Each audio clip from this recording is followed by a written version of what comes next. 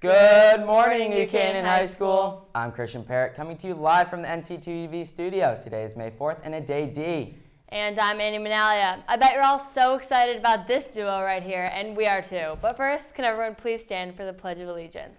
I pledge allegiance to the flag of the United States of America and to the republic for which it stands, one nation, under God, indivisible, with liberty and justice for all. Well, NCHS, it's that time, AP exams. Next week signals the beginning of exams, and what better time to remind everyone of their impending doom beginning. Anyway, we have the schedule for you here. On Monday, May 7th, the first exam is chemistry, then Spanish literature. On Tuesday, Spanish again with physics. Wednesday, English lit and composition. And Thursday, AP Gov and Chinese. Finally, with Friday, we have US history, studio art, and computer science. Good luck to all those taking the exams next week, and be sure to tune into the broadcast to check the schedule. This past Tuesday, 40 Latin students, Ms. Corona, Mr. Harvey, and Dr. Foster represented NCHS at the annual Connecticut State Latin Day. Approximately 50 schools participated in the celebration of Latin language and Roman civilization. The NCHS students won the Best in Spirit Nancy Lister Award for our school excelling in participation and achievement. Congrats to those who attended and won awards throughout the day. Just on Monday, Congressman Jim Himes paid a visit to NCHS at an event hosted by Current Events Cafe Club. The representative took questions from the club leader, Griffin Phil, along with other people in the audience. We caught up with Griffin himself to tell us what topics Mr. Himes covered during the event. So we talked a lot about both foreign and domestic policy. The congressman is on the House Intelligence Committee, so he talked to us on issues relating to the Chinese, also issues relating to national sovereignty and anti-terrorism. But then we also spent some time talking about things like healthcare and civil rights. We'd like to welcome back the VEX Robotics team from spending the week at the World Championship in Kentucky. Out of 18,000 teams in the world, 600 made it to Worlds. So just being there means that New Canaan was in the top 7% in the world. Although the record was 3-7, they still learned a lot. We caught up with Josh Siegel, who spoke with us about his experience. It was really incredible, the experience, because there's teams from all around the world that you never get to meet. But you learn a lot about how other teams work on their robots and what they think makes theirs work well. So you can then make your robot and learn a lot about what you do. Thanks, Josh. Attention seniors. If you're going on an internship, you must take care of all your obligations, like parking tickets, overdue books, Naviance notices, and food service bills before you leave on your internship. Please check with Ms. Pescatello in the main office for book returns and parking tickets, Ms. Granite in the guidance office regarding Naviance, and Ms. Crocatier for unpaid food service. Now, seniors, we need to talk about prom because I know a lot of you guys know who you're going to take, but talk is cheap, so I recommend getting on those promposals. Starting next Monday, May 7th, senior prom tickets will be on sale during all 3 lunches. Tickets are $80 each. It's just 2 weeks away on Friday, May 18th at the Stanford Marriott, and it's definitely something to look forward to. Last Saturday was the 2nd annual Color Run, and the turnout was great. There was well over 850 participants, and they're still counting how much money they raised, but they do know they have met their goal. For seniors who are interested in applying for the scholarship, today is the last day for you to submit your application. Please visit the scholarship website for details at nchs.sf.org.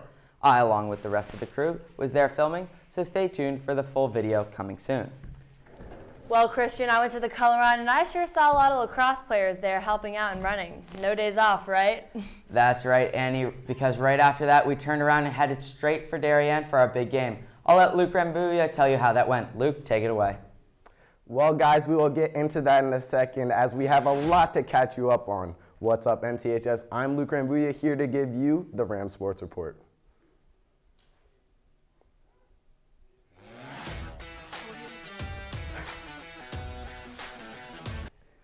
Let's kick things off with boys volleyball, who has had a crazy week playing 3 games not only in 1 week, but back to back to back.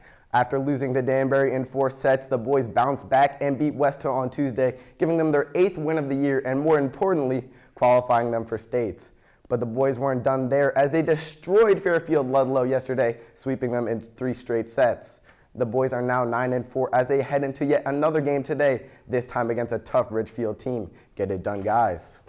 Now, I know we haven't talked much about golf, mainly due to the poor weather, but the boys were back at it this week with a match against Trinity Catholic. They were over at Sterling Farms where they dominated the Titans by almost 50 strokes on their way to a 160-209 beatdown.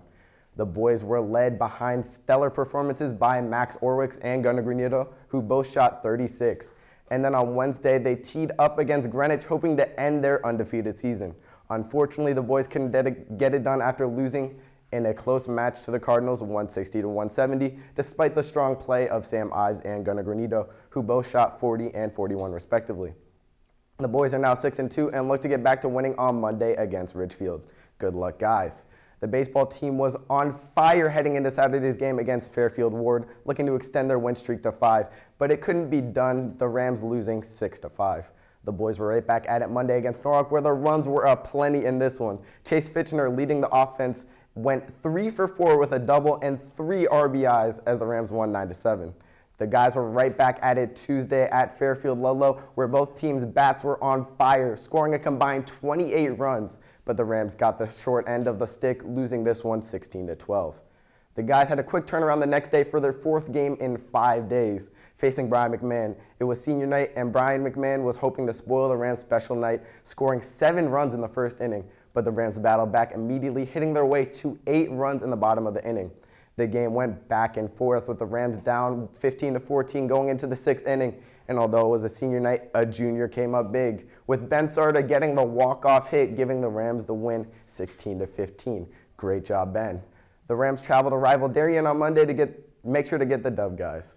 Now on to their counterparts. The softball team looked to break their 4-game losing streak and Monday against Norwalk. As they move closer and closer to the state tournament, the games are getting more and more important. However, 9 errors by the Lady Rams did not help them as their struggles continued, the final score being 12-4. The team was right back at it Wednesday, though, looking to bounce back against Brian McMahon, which they certainly did. The girls absolutely destroyed Brian McMahon 11-0 behind a standout performance from Jillian Kane, who struck out a school record 17 batters, breaking her previously owned record of 14, which she held last year against Bridgeport Central. I thought that breaking a record was cool and all, but breaking her own record, that makes Jillian more than deserving of Ram of the Week. Congrats, Jillian. And the team looks to improve on their 4-9 record and state tournament hopes against Brian McMahon again tomorrow at Waveney at 11, so be sure to support the girls. Now let's talk some lax. The team traveled to crosstown rival Darien, where despite a second-half comeback, fell to the Blue Wave 9-7. Then on Tuesday, they faced off against Fairfield Ludlow, looking to start another streak, and of course, NCTV was there to cover the action, so let's roll it. Before the game, Coach Chip Buzzio huddles his team as they prepare for what they thought was an easy FCX matchup. The Rams, though, started off slow, and the Falcons took advantage of that, using quick ball movement and dishing it off to Jeffrey Myers, who bounces one past the reach of the goalie, Bennett Ong, putting Ludlow up 1-0. Momentum shifted, though, in the second quarter as the Rams responded with not just 1, but 5 goals. Senior Owen Chin led New Canaan with 4 goals, followed by junior Quinton O'Connell, who tallied 3 goals in the game. But it wasn't just the Rams' offense that was clicking. The defense was also fired up, causing 9 turnovers and 8 saves from Ong. The Falcons, though, would respond later in the game as Myers would be in the middle of things again, here dishing to Quinn Thompson, who winds up for out of 10 yards out and skips one into the net. The goal, however, would not matter as New Canaan would continue their offensive attack going into the second half, scoring 11 goals. NCTV's own Christian Parrott even got involved in the action, recording 3 saves, including this one to seal the deal. New Canaan would brush past Ludlow 16-5. Then they traveled to Fairfield Ward, where the boys won 18-6 in an absolute blowout. The guys take on Fairfield Prep tomorrow at 5 on Dunning and have senior night on Tuesday against West Hill. Good luck, guys. Now, we can't forget about our track and field friends. The boys were at O'Grady's Relays last Saturday in Danbury, where junior Jack Conley placed 4th in the shot put, and then on Tuesday they were home in a tri-meet against Wilton and Brian McMahon. Senior captain Sean Knight came first in the 100-meter, 110-meter hurdles, and the 300-meter hurdles. Conley came up big again with the first in discus and shot put. Nice job, fellas. Just like the guys, some girls headed to the O'Grady Relays on Saturday, where sophomore Michelle Labady had the best performance, placing 16th in the triple jump. On Monday, the girls also squared off versus Brian McMahon and Wilton, where LeBeatty again had a stellar performance, placing first in the triple jump, and freshman Emma Gibbons also placed first in the discus. The girls are now off to the Middletown Invitational tomorrow and another tri-meet on Monday against Fairfield Ward and St. Joe's. Finally, we have to take a moment to congratulate head coach Lou Marinelli on receiving the Connecticut Sports Writers Alliance Gold Key Award last Sunday up in Southington. The Gold Key is considered to be one of Connecticut's highest sports honors and is given to men and women who have made a significant contribution and or have achieved excellence on the field of athletics as a player, coach, or administrator. Coach Marinelli is only the second Gold Key winner from New Canaan in 77 years. So if you see Coach Marinelli, don't forget to congratulate him. Well, that about does it for me. Make sure to go out and support the Rams this weekend and also watch some NBA playoffs. Thanks, guys. Back to you. Thanks, Luke. I definitely will, and thanks for including me in those highlights. Annie, it sure has been nice having the warm weather out on the field. Yeah, this weather has been great for the athletes, but the question is, Christian, will it continue into this weekend?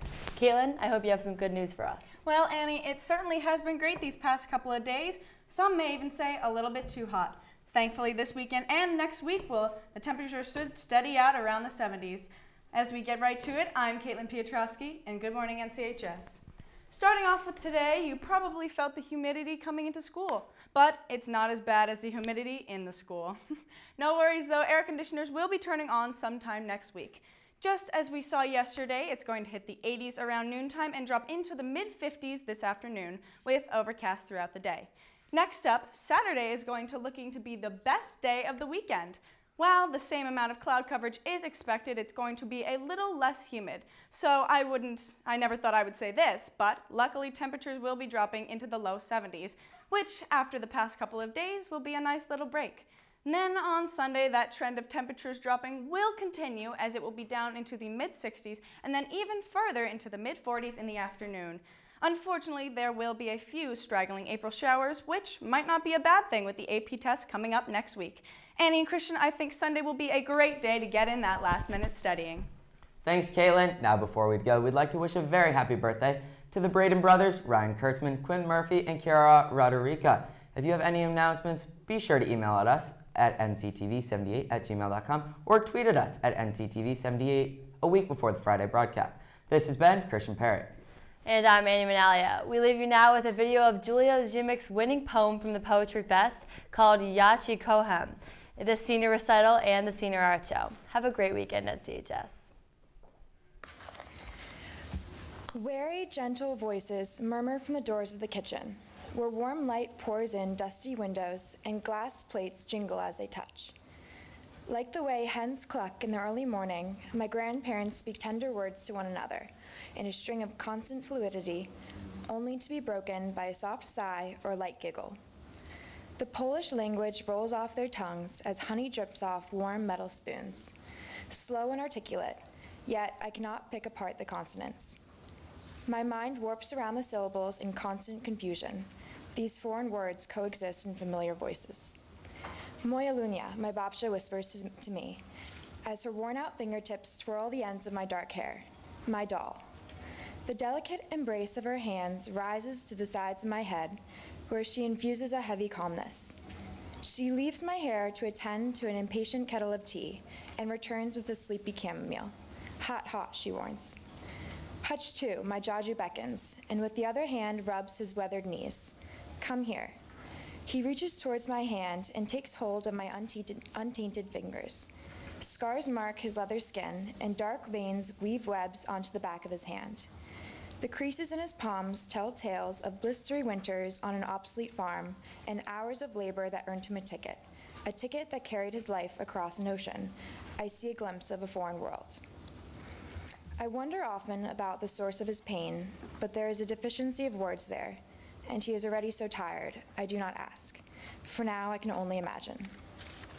I catch these fleeting moments and hold them to my chest dearly. I picture choppy waters and a young couple, 2 tickets heading east. Her eyes glow with the warmth of Christmas Eve candles. His hands hold hers tenderly. In the absence of words, another language takes its place, one that is communicated through the pressure of fingers grasping fingers and eyes gazing eyes, captured only by the feeling beneath the words. Yache Kohan. The first translation I ever learned. I love you.